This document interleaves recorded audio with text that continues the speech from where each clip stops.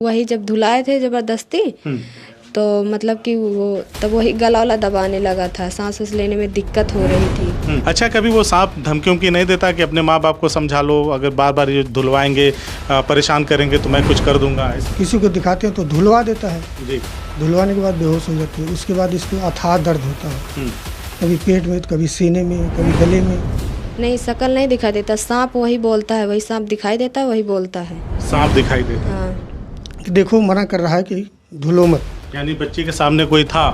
हाँ। तो रात में सपना देखते थे, जब सिंदूर लगा 2-3 दिन देखे थे सपन, तो रात में मतलब सांप का सपना दिखाई दे रहा था। सांप का सपना दिखाई? हाँ, और वो बोल रहा था कि सावन के बाद ठीक हो जाएगा। तो आपके पैर में कुछ काटा? हाँ। तो आपकी माताजी ने उसको धुलना शुरू किया? हाँ, धुली। हाँ। उसके बाद मतलब कि वो बोल रहा था कि धुलो मत, नहीं तो अभी हम फिर से लगा देंगे। तो ये आवाज आपको ही सुनाई दी कि सबको सुनाई दी? नहीं, सिर्फ हमें ही सुनाई दी। तो हम मम्मी से बोले कि वो देखो वो बोला, तो मम्मी बोली क्या बोल रहा है, तो हम बोले हमें आवाज़ सुनाई दे रही, तो वो बोली हमें तो नहीं सुनाई दे रहा है। देखिए, हम कहीं से अंधविश्वास या पाखंड का दिखावा नहीं कर रहे हैं, बस हम ये समझने आए हैं कि जो चमत्कार है, कभी कभी कहा जाता है कि विज्ञान चमत्कार के आगे फेल हो जाता है, तो क्या ये चमत्कार है, दैवीय चमत्कार है? तो 20 जुलाई को जब हुआ तो कुछ हुआ था उस दिन? हाँ, पैर में कुछ काटा और निशान भी था, 2 दांत पड़े थे। मम्मी आई तो धुलने लगी, तो उसके बाद मतलब कि हमें आवाज़ सुनाई दिया कि धुलो मत, नहीं तो जो है हम फिर से लगा देंगे। अभी हम घूमते घूमते एक गांव में पहुंचे हैं और एक गांव में एक घर मिला है। उस घर के बारे में हमें ये पता चला है कि एक बच्ची है और तकरीबन उम्र उसकी 18 से 19 साल के बीच में है, अभी पढ़ती है। और उसके सर में, जैसे हमारे घरों में स्त्रियां सिंदूर लगाती हैं इस तरह से करके बीचों बीच, तो उसके सर में ऑटोमेटिकली सिंदूर आ जा रहा है। जब भी वो बच्ची नहाती है उसके बाद अपना सर पोंछती है, पोंछने के बाद सब कुछ बिल्कुल साफ़ हो जाता है और उसके थोड़ी देर बाद ही उस बच्ची के सर में जस के तस सिंदूर बन जा रहा है, सिंदूर लग जा रहा है। ये कैसे हो रहा है किसी को कुछ भी पता नहीं। बच्ची के पिताजी कई साधु संतों से मिल चुके हैं, ओझा सोखा से मिल चुके हैं, मौलवी से मिल चुके हैं और यहाँ तक कि डॉक्टर को भी उन्होंने दिखाया, लेकिन कहीं से इसका हल नहीं मिल रहा है। अब मैं आपको दिखाना चाहूँगा, बच्ची हमारे बगल में खड़ी है और देखिए कि किस तरह से ये सिंदूर देखने में लग रहा है। सामान्य रूप से घरों में अगर हमारे घर की जो महिलाएं हैं, जो स्त्रियां लगाती हैं सिंदूर, वो इस तरह से नहीं लगाती। जब भी कोई धार्मिक अनुष्ठान होता है, पूजा पाठ होता है, तो इस तरह से सिंदूर लगाती हैं। और लोग ऐसा कह रहे थे कि जैसे हनुमान जी के मंदिर में जो सिंदूर इस्तेमाल होता है वो वैसा ही दिख रहा है। तो हम सीधा बच्ची से बात करेंगे, उसके पिता से बात करेंगे। और कब से होता है ये आपको? 20 जुलाई से। 20 जुलाई से? हाँ, अच्छा, दोपहर 1:30 बजे से। तो डेली नहाती हैं तो डेली ऐसे हो जाता है? हाँ, डेली हो जाता है। अच्छा, कितने देर में होता है? नहाने के कितने देर बाद? नहाने के बाद तुरंत ही हो जाता है। तुरंत ही हो जाता है? हाँ। तो 20 जुलाई को जब हुआ तो कुछ हुआ था उस दिन? हाँ, पैर में कुछ काटा और निशान भी था, 2 दांत पड़े थे।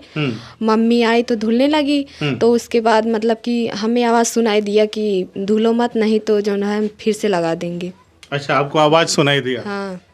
देखिए, हम कहीं से अंधविश्वास या पाखंड का दिखावा नहीं कर रहे हैं, बस हम ये समझने आए हैं कि जो चमत्कार है, कभी कभी कहा जाता है कि विज्ञान चमत्कार के आगे फेल हो जाता है, तो क्या ये चमत्कार है, दैवीय चमत्कार है? इसी को समझने के लिए हम आए हैं, क्योंकि विज्ञान भी बहुत सारे ऐसे मोड़ आए हैं जहां चमत्कारों के आगे फेल हो गया है। तो आपके पैर में कुछ काटा? हाँ। तो आपकी माताजी ने उसको धुलना शुरू किया? हाँ, धुली। हाँ। उसके बाद मतलब कि वो बोल रहा था कि धुलो मत, नहीं तो अभी हम फिर से लगा देंगे। तो ये आवाज़ आपको ही सुनाई दी कि सबको सुनाई दी? नहीं, सिर्फ हमें ही सुनाई दी। तो हम मम्मी से बोले कि वो देखो वो बोला, तो मम्मी बोली क्या बोल रहा है, तो हम बोले हमें आवाज़ सुनाई दे रही, तो वो बोली हमें तो नहीं सुनाई दे रहा है। फिर उसके बाद अगले दिन आपने नहाया? हाँ, अगले दिन हम नहाने गए, उसके बाद हमें तुरंत फिर लग गया। तुरंत फिर लग गया? अच्छा, तो जैसे आपके पिताजी बता रहे थे कि जब ये धुलवाते हैं तो 1.5-2 घंटे तक आप अपने बश में नहीं रहती हैं, बीमार हो जाती हैं, 2-2 दिन तक खाना नहीं खाती हैं? हाँ, नहीं खा, अगर कोई ज़बरदस्ती धुलवा देता है तब ऐसे होता है। अच्छा, कोई दिखता भी है आपको? नहीं, मतलब रात में सपना देखते थे, जब सिंदूर लगा 2-3 दिन देखे थे सपन, तो रात में मतलब सांप का सपना दिखाई दे रहा था। सांप का सपना दिखाई? हाँ, और वो बोल रहा था कि सावन के बाद ठीक हो जाएगा। सांप बोल रहा था कि सावन के बाद ठीक हो जाएगा? हाँ। अच्छा, तो इनके पिताजी हैं, आप यहीं रहिएगा, इनके पिताजी से भी बात कर लेते हैं। तो आपको 20 जुलाई को जब ये पता चला तो आपने क्या किया? सर 20 जुलाई को जब पता चला कि इसको लग गया तो हमने इसको बहुत डांटा। हमने कहा क्यों लगा लिया? बोलिए आपको लगा कि बिटिया ने खुद से लगा लिया? क्योंकि ये अपने चाची के घर में थी ना। अच्छा। तो हमने इससे पूछा क्यों ऐसा क्यों हो गया, क्यों लगाई हो? तो बोली हमने नहीं लगाया, पता नहीं। ये रोने लगी, बोली हमको पता नहीं कैसे क्या हो गया। फिर इसकी मम्मी पढ़ने जाती है बिटिया? हाँ 12 में है। अच्छा। जब से लग रहा तब से नहीं जा रही जी। उसके बाद इनकी मम्मी धोने लगी। तब ये बोल रही है कि देखो मना कर रहा है कि धुलो मत। यानी बच्ची के सामने कोई था? हाँ। अब इसको क्या दिख रहा था इसको यही जाने। जब मम्मी धो रही थी तो आप मना कर रही थी? हाँ। कि कोई है वो मना कर रहा है? हाँ। अच्छा, सिर्फ आपको दिखता है वो? हाँ सिर्फ हमें ही दिखता है। शक्ल वकल कैसा दिखता है? वो सांप दिखाई देता है और कुछ दिखता नहीं है हमें। सिर्फ वो दिखाई देता है? हाँ। क्या? वही बोलता है। मतलब खाली आवाज़ आती है कि कोई आदमी जैसे मेरी शक्ल है या किसी की शक्ल है, ऐसा कुछ दिखता है? नहीं शक्ल नहीं दिखाई देता, सांप वही बोलता है, वही सांप दिखाई देता है वही बोलता है। सांप दिखाई देता है? हाँ। तो किस रंग का सांप दिखता है आपको?